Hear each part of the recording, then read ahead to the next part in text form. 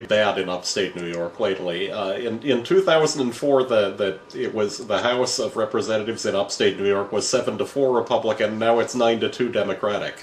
Yeah, And and the Republican districts were basically designed for incumbent protection. That at the time they controlled the state senate and so could block any redistricting plan.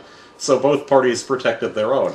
yeah, but there was a little bit of a shakeup here a few years back where the Democrats basically just said, "Fuck it, you guys can't keep your seats that you're supposed to have." It wasn't even that the Democrats did anything; they just didn't hold up the Republicans. The Republicans were losing seats they were supposed to have, which meant that both the houses of legislation in New York State were going to be Democratic controlled, which they probably should have been all along because they had to gerrymander the whole state to high heaven Extremely. just to get the Republicans to be able to stay there. And all those districts are going to Democrats now too. So there's been a big swing in upstate New York over the last 10 years or so. And part of it is that they are genuinely, much less popular than they were before, and the Republican Party has just moved in ways that our culture didn't like.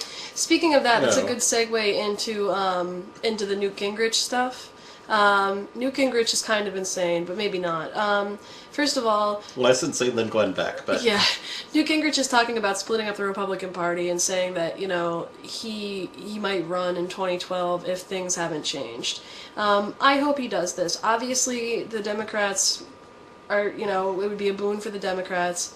I think that basically what this says is that Newt assumes that Obama will be reelected and there's nothing they can do about it. And he's taking, even though he's not expecting to win, he's going to run in order to build a branch of the party.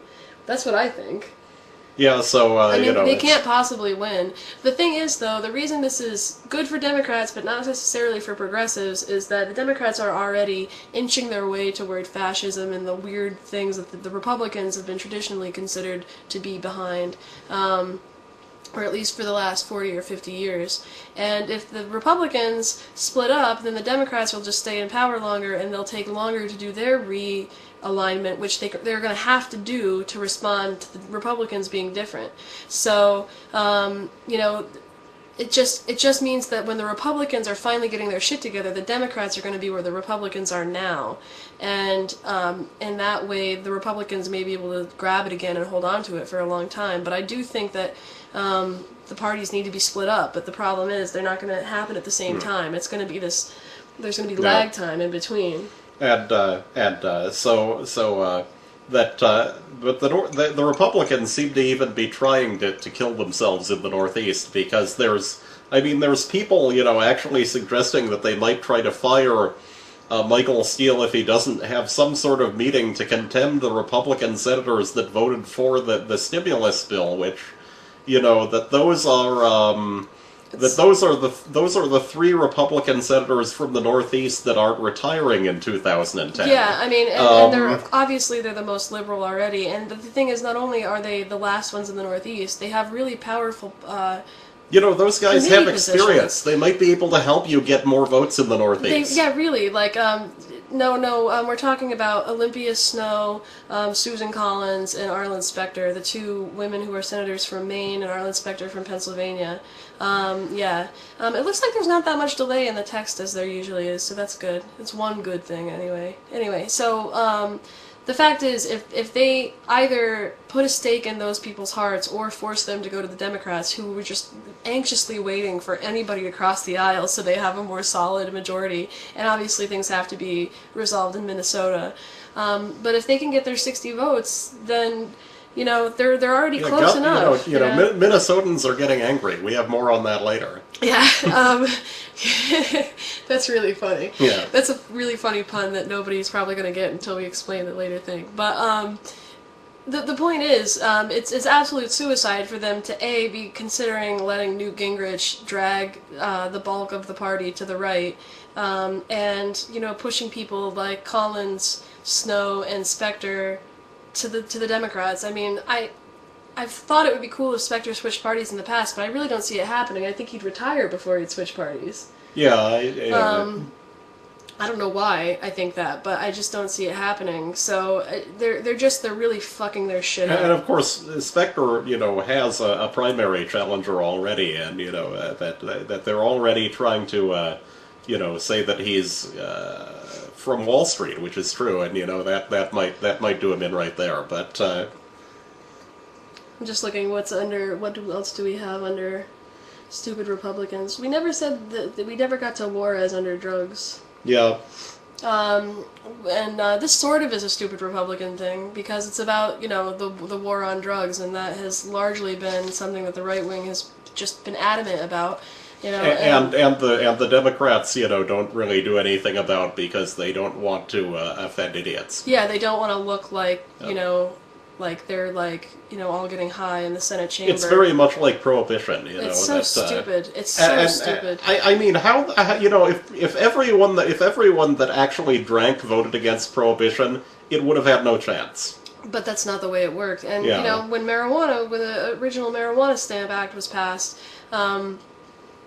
it was one of those things where nobody even had any concept really of what they were talking about. The AMA, they talked about it for 30 minutes, and the AMA came before the hearing and said, look, there's no problem with this. You can let people have marijuana or cannabis. I don't know what they would said in their paper. I can't remember because it's been so long. But they said that there was no problem with cannabis, and basically, all the people who were in a position to vote said to their aides, "What did my donors tell me to vote Also, they on carefully this?" avoided saying that they were banning rope and canvas, which kind of might have caused some opposition to the But bill. the thing is, well, not only of course did they have to have hemp for victory, but in the 90s and in the early part of the Bush administration, there actually was an issue where they were trying to ban industrial hemp, which doesn't make any fucking sense given our environmental problems. But they were talking about industrial hemp and cannabis. Well, it's on the Endangered Species Act. You have to kill it whenever you see it. Yeah, it's the Reverse Endangered Species Act. I always try to say I have a friend who says this, but in case I haven't, if you've ever heard me say that the marijuana laws are Reverse Endangered Species Act, he's the one that thought of that. I think it's hilarious.